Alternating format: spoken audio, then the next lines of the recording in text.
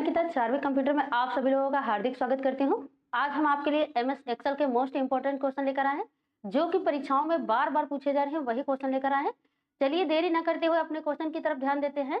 यह है क्वेश्चन। अब यहाँ पे जो है हमारा क्वेश्चन आ गया है, इसको पहले रीड करते हैं, फिर देखते हैं इसका आंसर क्या है। यहाँ पे पूछा गया एक वर्कशीट में रेंज होती है, तो यहाँ जो रेंज होती है उनको क्या कहते हैं, वो चीज है। तो जो राइट आंसर होगा हमारा ए वाला होगा, सेलों का समूह होता है। जो रेंज होती है उनको सेल कहते हैं, इसीलिए सेलों का समूह कहेंगे। अब यहाँ पे नेक्स्ट क्वेश्चन आ गया, एक्सेल में जहां पॉइंटर उपस्थित होता है वह सेल कहलाता है। अगर हम पॉइंटर को जहां पे रखते हैं उस सेल को क्या कहेंगे, तो एक्टिव सेल कहते हैं। जो इसमें राइट आंसर होगा ये सी वाला होगा, क्योंकि हमारा पॉइंटर वहीं पे स्थित होता है, इसीलिए वो एक्टिव सेल कहलाता है। निम्न में से कौन सा टैब एक्सेल में नहीं होता है। अब इसमें टैब पूछा गया है, देखते हैं कौन सा नहीं होता है। टूल्स दिया गया है, फॉर्मूलास, रिव्यू और पेज लेआउट। तो ये तीनों होते हैं, बाकी जो टूल्स वाला ऑप्शन है ये हमारा टैब नहीं होता है, जिसको टैब या मेन्यू कहते हैं, ये टूल्स वाला नहीं होता है एक्सेल में। निम्न में से कौन सा वैध सेल एड्रेस नहीं है। जो हमारा सेल एड्रेस होता है वो नहीं होता है, उसको पूछा गया है। तो D4 भी होता है, डी हमारा कॉलम होता है और 4 नंबर की रो होता है, ये वाला होता है, और A1 भी होता है, E5 भी होता है। B1 नहीं होता है, क्योंकि B वाला जो है कॉलम है और 1 नंबर का जो है क्या है, रो है। जो राइट आंसर होगा तो ये डी वाला हो जाएगा, क्योंकि यही हमारा जो है एक्सेल में नहीं होता है, बाकी सब होते हैं। एक्सेल विंडो को कौन सा क्षेत्र सेल के नाम से एवं सूत्र को प्रदर्शित करता है। जो एक्सेल होता है सूत्र जैसे लगाते हैं तो वो किस क्षेत्र को प्रदर्शित करता है, देखते हैं। Title bar, menu bar, formula bar और नेम बॉक्स। तो इसमें से जो राइट आंसर होगा हमारा ये फॉर्मूला बार होगा, क्योंकि हम इसी में किसी भी सूत्र को लगाते हैं या फिर हम किसी वैल्यू को लिखते हैं तो हमें फॉर्मूला बार में ही शो होता है, इसीलिए फॉर्मूला बार राइट आंसर है। एक्सेल में एक वर्कशीट में कितने कॉलम होते हैं। जो कॉलम है उनकी संख्या पूछी गई है, तो कुल कॉलम जो हमारे होते हैं 16,384 होते हैं, ये वाले राइट आंसर है ए। 16,384 कुल कॉलम होते हैं एक्सेल में। वर्कशीट पर 36 और ऊर्ध्वाधर को कहते हैं।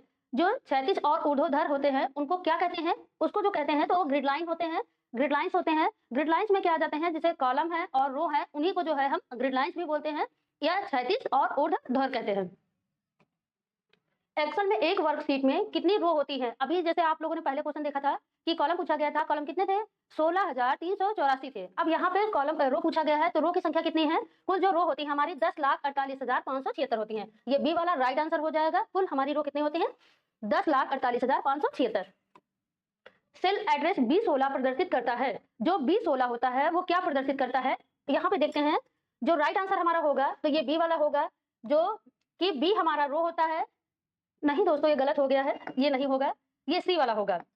ये सी वाला होगा, क्योंकि बी नंबर का हमारा कॉलम होता है, जो कि हेडिंग शो करता है। ए बी अल्फाबेट्स जो होते हैं वो हमें कॉलम बताते हैं, और रो क्या बताते हैं, 1 2 3 4 सीरियल नंबर। तो इसलिए बी वाला, सी वाला जो हमारा है राइट आंसर होगा। निम्न में से किस फंक्शन का प्रयोग विद्यार्थियों द्वारा प्राप्तांक का औसत जानने के लिए किया जाता है। अगर हमें औसत जानना है तो किस फॉर्मूले का यूज किया जाता है, ये चीज पूछा गया है। तो मोड का नहीं किया जाता है, राइट आंसर जो होगा एवरेज होगा। औसत जानने के लिए हम एवरेज का यूज करते हैं, एवरेज फॉर्मूले का। एमएस एक्सेल के अनुसार कॉलम की डिफॉल्ट चौड़ाई होगी। जो पहले से ही डिफॉल्ट चौड़ाई होती है तो वो क्या होती है, 6 पॉइंट में होती है, ये वाला हमारा डी राइट आंसर है। एमएस एक्सेल में टाइटल बार के एकदम नीचे कौन सा बार होता है। जो टाइटल बार है उसके एकदम नीचे कौन सा बार होता है, तो देखते हैं। इसमें जो होगा राइट आंसर ए वाला हो जाएगा, क्योंकि मेन्यू बार होता है, यही हमारा राइट आंसर है। और फॉर्मूला बार तो हमारा बीच में होता है, स्टेटस बार सबसे नीचे होता है। वर्कशीट जिसपे हम वर्क करते हैं उसको कहते हैं, राइट आंसर मेन्यू बार होगा, जो ए वाला है। B1 से B8 की रेंज को निम्न प्रकार से दर्शाया जा सकता है। अगर हम B1 के और B8 के रेंज को सेलेक्ट करते हैं तो किस प्रकार से दर्शाया जा सकता है, ये चीज पूछा गया है। तो इसमें जो राइट आंसर होगा सी वाला हो जाएगा, क्योंकि B1 रेशो B8 ऐसे ही दर्शाया जाता है, बाकी रॉन्ग है। एमएस एक्सेल में गणना करने के लिए किस फीचर्स का प्रयोग किया जाता है। अगर हमें गणना करना है या कुछ भी फॉर्मूला अप्लाई करना है, लगाना है, तो किस क्षेत्र को या फिर किस फीचर का यूज करते हैं। तो जो हमारा होता है वो फॉर्मूला बार होता है, फॉर्मूला बार, यही हमारा राइट आंसर है। इलेक्ट्रॉनिक स्प्रेडशीट क्या होता है। जो इलेक्ट्रॉनिक स्प्रेडशीट होता है वो हमारा क्या होता है, एक एप्लीकेशन प्रोग्राम है, ये बी वाला राइट आंसर है। एक्सेल में डाली जा सकने वाली न्यूनतम दिनांक होती है। सबसे कम दिनांक कौन सी हम जो है डाल सकते हैं, तो 1 जनवरी 1900 डाल सकते हैं, ये हमारा राइट आंसर है। नेक्स्ट, यदि आप किसी वर्कशीट का यहाँ पे है, यदि आप किसी वर्कबुक का नाम नहीं डाल रहे हैं तो उसका नाम होगा, पहले से ही जो नाम होता है उसको पूछा जा रहा है। जब हम किसी भी फाइल को सेव नहीं करते हैं उसके पहले क्या लिखा होता है, तो बुक 1 लिखा रहता है, बाद में जो भी नाम डालना चाहें वो डाल सकते हैं। वर्कशीटों का नाम बाय डिफॉल्ट होता है। जो वर्कशीट होती हैं जिसपे हम किसी भी डाटा को एंट्री करते हैं, जैसे बनाते हैं, तो वो हम किस पे बनाते हैं, तो वो शीट पे बनाते हैं, इसीलिए शीट 1 राइट आंसर है।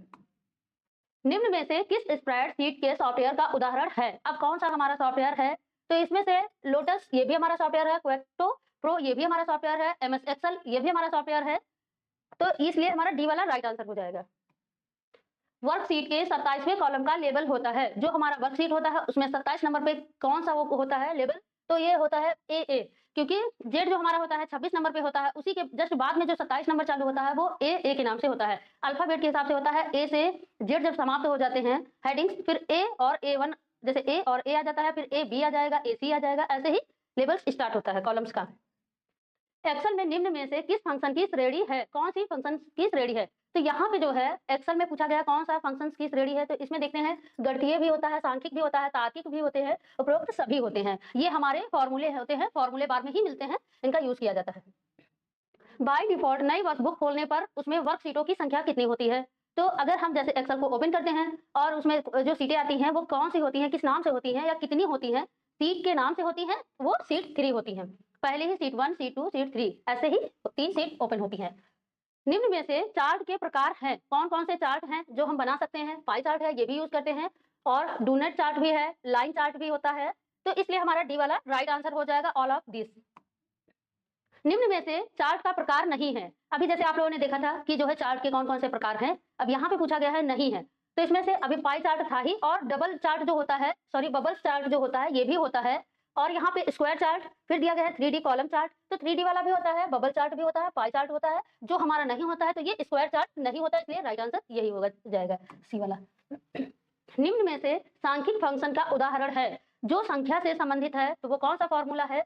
ये मैक्स का होता है, ट्रिम का जो है हमारा जो है स्पेस को कम करने के लिए यूज किया जाता है, इफ का हमारा परसेंटेज वगैरह निकालना हो तब यूज किया जाता है, लेफ्ट का जैसे हम किसी भी वैल्यू को देखना हो, लेफ्ट के 2 वर्ड या फिर 5 देखना हो तो हम लेफ्ट का फॉर्मूला यूज करते हैं, ये हमारा टेक्स्ट में आ जाएगा।